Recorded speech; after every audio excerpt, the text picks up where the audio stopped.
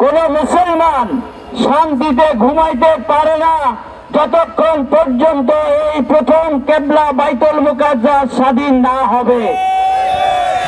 আমরা কোনদিন মুসলমানরা আত্মার শান্তি পাবে না এই অবৈধ রাষ্ট্র, জাহানবাদী রাষ্ট্র ইসরায়েলকে যদি ফিলিস্তিনের স্বাধীন ভূমি থেকে উৎখাত করতে না পারি।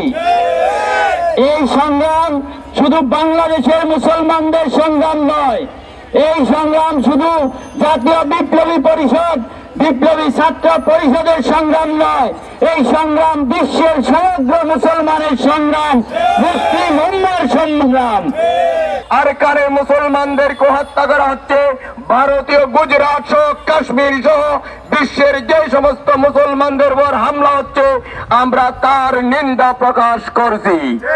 এবং সাথে সাথে এই সমস্ত মুসলমান দেশগুলি স্বাধীন না হওয়া পর্যন্ত এই বিপ্লবী সংহতির আন্দোলনের সাথে আমরা একাত্মতা প্রকাশ করছি। আমি মনে করি সমস্ত মুসলমানদের ইমানি দায়িত্ব এই আন্দোলনের সংগ্রামে ঝাঁপিয়ে পড়া।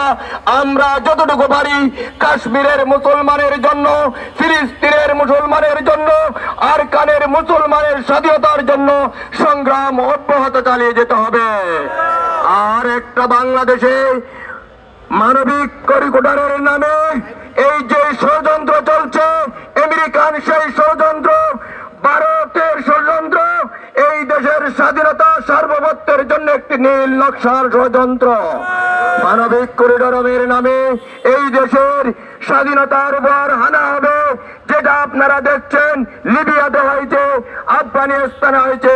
আমরা সরকারকে সমস্ত পরিস্থিতি বন্ধ করার জন্য আহ্বান জানাচ্ছি এবং সকল ভাইদেরকে ফিলিস্তিনের জন্য সংহতি প্রকাশ আন্দোলনে ঝাঁপিয়ে পড়ার মিছিলে শরীক হওয়ার আহ্বান জানিয়ে আমার বক্তব্য যেটা আনলাম। নাসরুম মিনাল্লাহ। আপনারা ইতিমধ্যে জেনে থাকবেন বাংলাদেশের পাসপোর্টে আবারও অ্যাকসেপ্ট ইসরায়েল বহাল করা হয়েছে। এই আন্দোলনের আপনার অংশীদার এই বাইতুল মুকাররমে যত মুসলমানরা আছে, বাংলাদেশের যত মুসলমানরা আছে, সারা বিশ্বের সকল মুসলমানই। সেহেতু আমরা দাবি রাখবো আমাদের আন্দোলনে আপনারা শরীক হন। এই আন্দোলন কোন দলের নয়, এই আন্দোলন মুসলিম উম্মার